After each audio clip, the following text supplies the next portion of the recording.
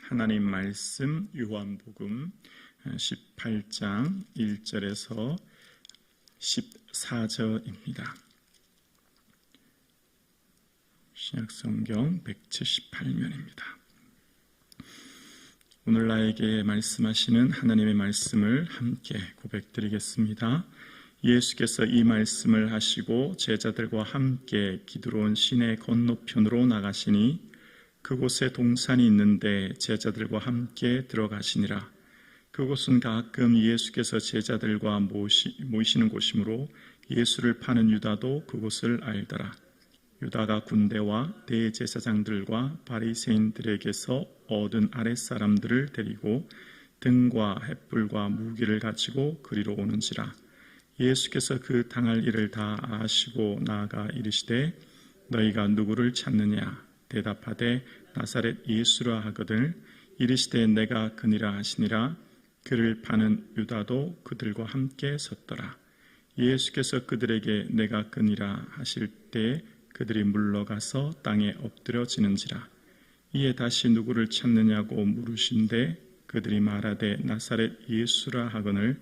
예수께서 대답하시되 너희에게 내가 그니라 하였으니 나를 찾거든 이 사람들이 가는 것을 용납하라 하시니 이는 아버지께서 내게 주신 자 중에서 하나도 잃어버리지 아니하였사옵나이다 하신 말씀을 응하게 하려 함이러라.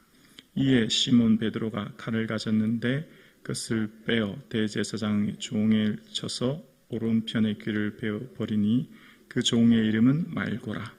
예수께서 베드로더러 이르시되 칼을 칼집에 꽂으라.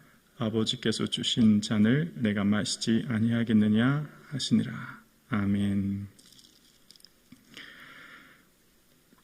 이 세상에서 성도의 삶은 칼을 가진 자의 삶을 살 것인가, 잔을 가진 삶을 살 것인가의 어떤 삶의 선택이 매 순간 있다고 생각합니다.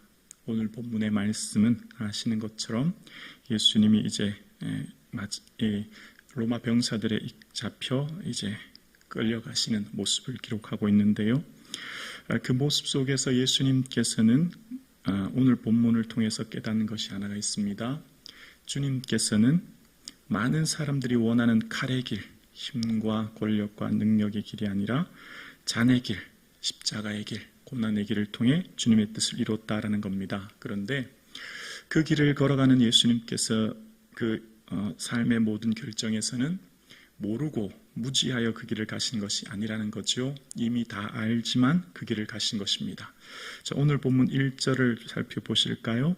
예수께서 이 말씀을 하시고 제자들과 함께 기드론 시내 건너편으로 나가시니 그곳에 동산이 있는데 제자들과 함께 들어가시니라. 예수님께서 이 말씀, 지난 17장의 기도의 말씀을 하신 다음에 이제 제자들과 함께 가신 곳이 어디냐면 기드론 시내라고 이야기합니다. 다른 복음서는 겟세마네라는 거죠. 그런데 오늘 본문의 이 18장 1절 후반절에 그곳에라는 표현이 이제 등장합니다. 그곳에 동산이 있는데 그곳은 어떤 곳이 그곳에 어떻게 하셨다고요? 제자들과 함께 들어가시니라.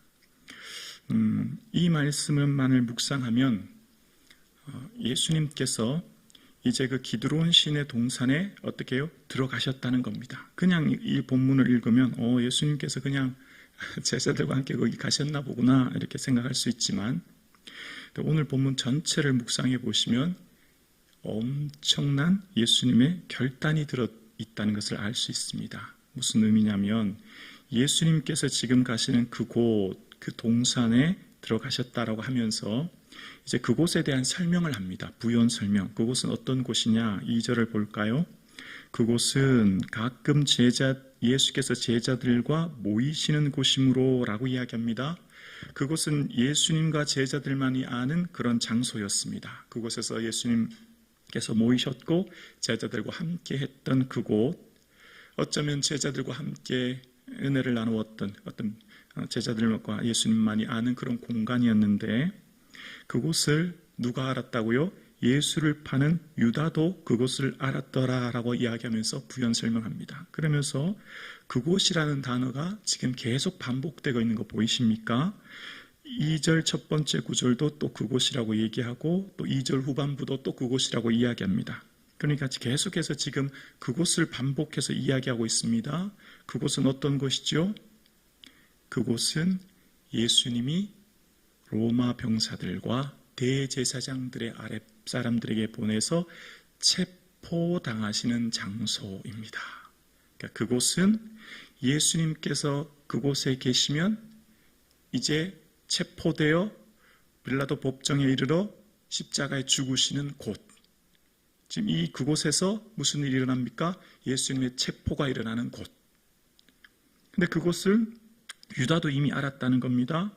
그리고 그 다음에 바로 뭔 일이 일어나죠? 3절에 보면 유다가 군대와 대제사장들과 바리새인들에게서 얻은 아랫사람들을 데리고 등과 횃불과 무기를 가지고 어디로 왔다고요? 그리로 오는지라. 또 그것이 반복됩니다. 1절부터 지금까지 빠짐없이 반복되는 단어가 있습니다. 그곳, 그리로. 왜 이렇게 계속 반복하고 있죠? 그곳은 어떤 장소이죠? 이제 예수님께서 체포당하시는 그곳. 이제 그곳에서 체포당하시면 예수님께서는 그 고난의 길을 가셔야 되는 거예요. 자, 그러면 보세요. 그곳은, 그러니까 기도론 시내는 그곳에 계시면 이제 예수님은 곧 다른 말로 말하면 고난이 시작되는 장소입니다. 그 장소는 눈물과 고통과 비참과 아픔의 장소입니다. 그러면 그곳이라고 하는 곳을 예수님께서 아셨을까요? 모르셨을까요? 그곳에 가시면 어떤 일이 있을 것을 아셨을까요? 모르셨을까요? 다 아셨죠? 그것을 4절에 이야기합니다. 4절 보실래요? 예수께서 그 당할 일을 다 어떻게 해요? 아시고. 자, 예수님께서는 그곳에 계시지 않으면, 그러니까 기드론 시내 건너편 동산에 계시지 않으면 유다도 알지 못합니다. 다른 곳에 계시면. 지금이 밤이란 걸 알 수 있죠. 횃불을 들고 왔는 것으로 보아. 예수님께서 그 제자들과 함께 하시는 그 장소에 굳이 계시지 않으면, 조금만 다른 곳으로 비껴나 계시면, 조금 다른 장소에 가 계시면 지금 유다도 모르는 장소일 것이고 로마 병사나 대제사장들이 모르는 그 장소가 될 것이죠. 그러면 그곳이 아닌 다른 장소로 계시면 굳이 예수님은 체포당할 일이 없으실 것이죠. 그러나 주님은 다 아시고, 그리고 유다가 등장하는데요.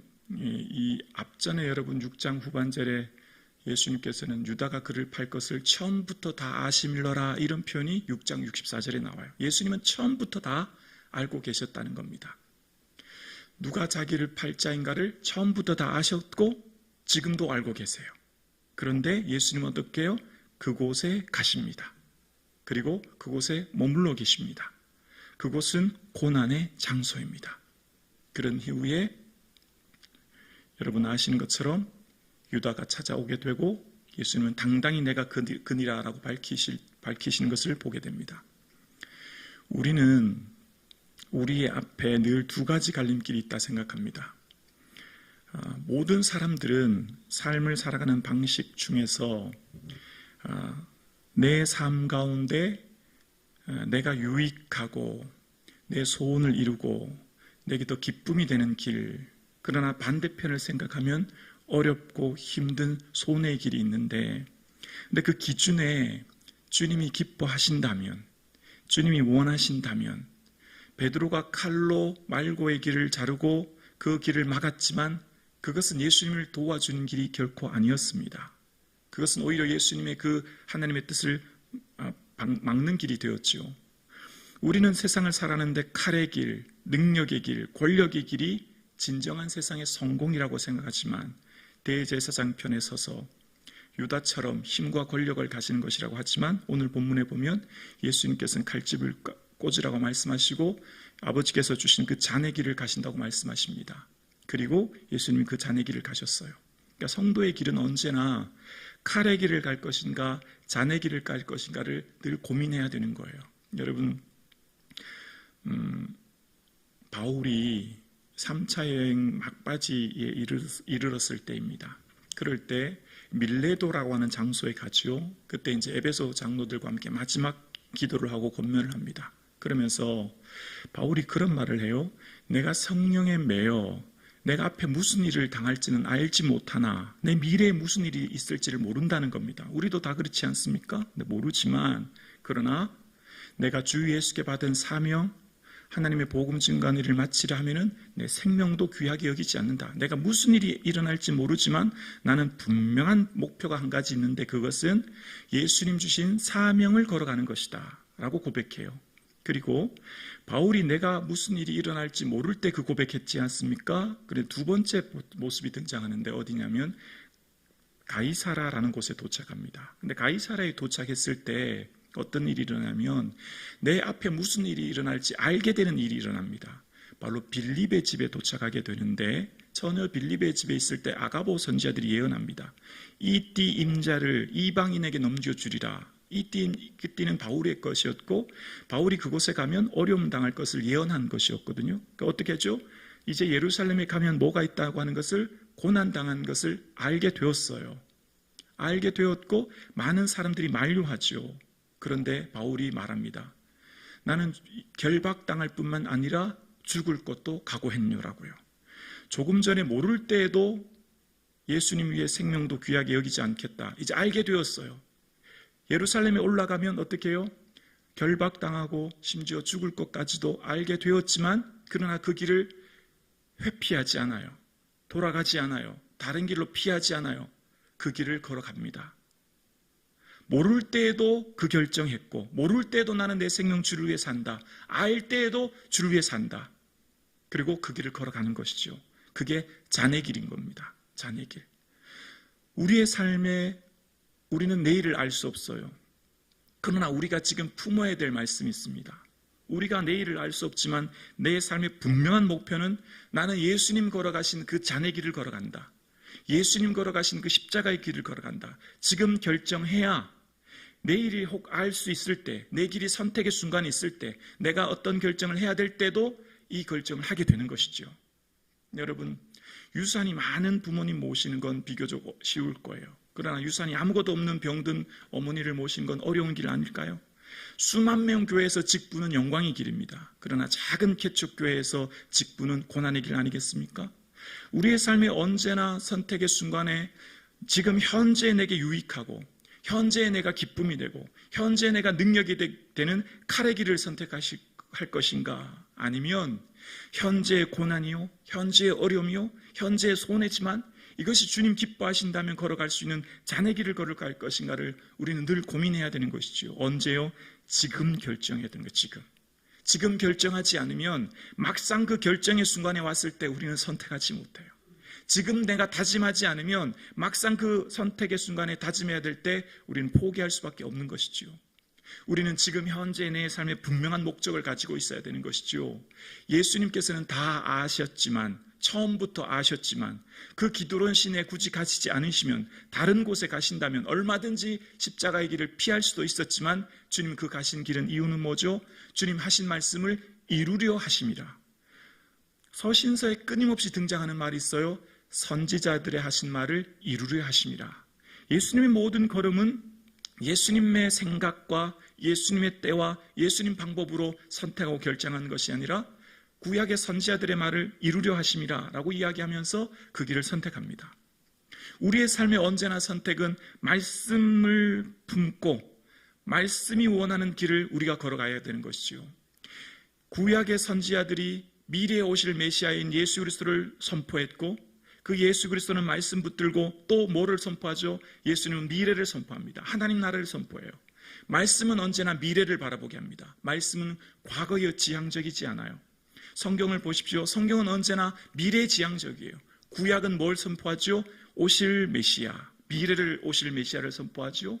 오신 메시아인 예수 그리스도는 또 뭘 선포해요?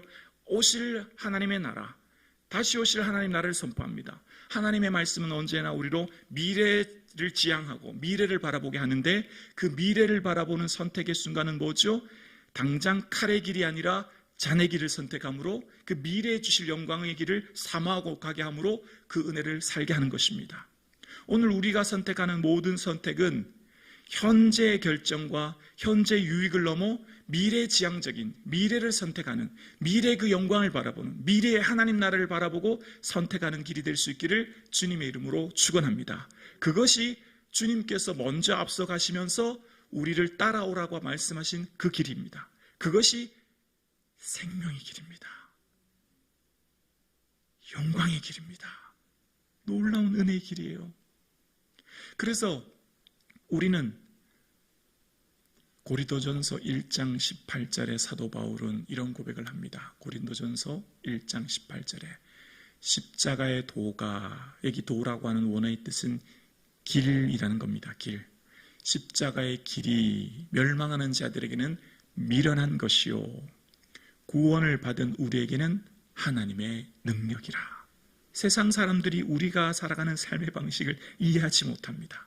미련하다고 얘기합니다. 우리의 시간과 우리의 물질과 우리의 선택의 가장 우선순위는 주님 기뻐하는 것이요, 주의 영광을 위한 것이요, 하나님 나라 위한 것임을 그들은 미련하다고 이야기하지요. 그러나 이것이 지혜의 길이요 생명의 길임을 압니다.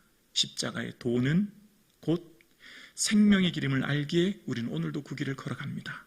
함께 예배드리시는 우리 모든 성북정원 가족 여러분, 칼의 길이 아니라 잔의 길을 선택할 수 있는 그 믿음이 저와 여러분에게 있기를 주님의 이름으로 축원합니다.